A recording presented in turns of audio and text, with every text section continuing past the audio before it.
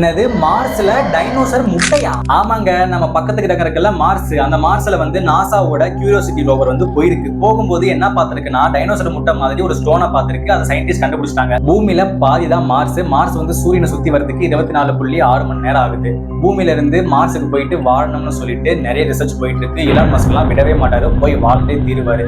இப்படி இருக்கிறப்பதான் மார்ஸ்ல தி mount sharp அப்படிங்கிற பிளேஸுக்கு பக்கத்துல தி பாக்ஸ் ஒர்க் அப்படிங்கிற பிளேஸ்ல டைனோசர் முட்டை மாதிரி இருக்க ஒரு ராக்கை கண்டுபிடிச்சிருக்கு இந்த கியூரியாசிட்டி ரோவர். இந்த டைனோசர் முட்டையான இந்த ஸ்டோன் வந்துட்டு பல மில்லியன் வருஷத்துக்கு முன்னாடி மார்ஸ்ல வாட்டர் ஃப்ளோ இருந்திருக்கலாம். அதனால ஜியோலாஜிக்கல் ப்ராசஸ் மூலியமா இந்த ஸ்டோன் வந்து இந்த ஷேப்ல ஃபார்ம் ஆயிருக்கலாம்னு சொல்லியிருக்காங்க. அந்த ஸ்டோன் மேல வெயின்ஸ் மாதிரி நிறைய டெக்ஸ்சர் இருக்கிறத கண்டுபிடிச்சிருக்காங்க. அதெல்லாம் வாட்டர் ஃப்ளோ ஆகி ஏர் மாய்ஸ்சர் ஆகி ட்ரை ஆனதால அந்த மாதிரி டெக்ஸ்சர் வந்திருக்கலாம்னு சொல்றாங்க.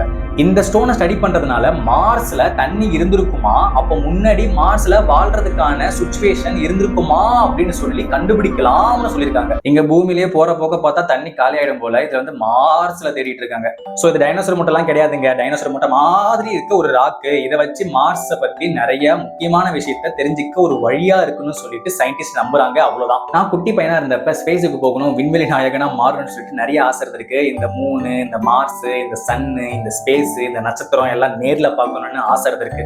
உங்களுக்கு அந்த மாதிரி ஆசை எதுவும் இருந்திருக்கா?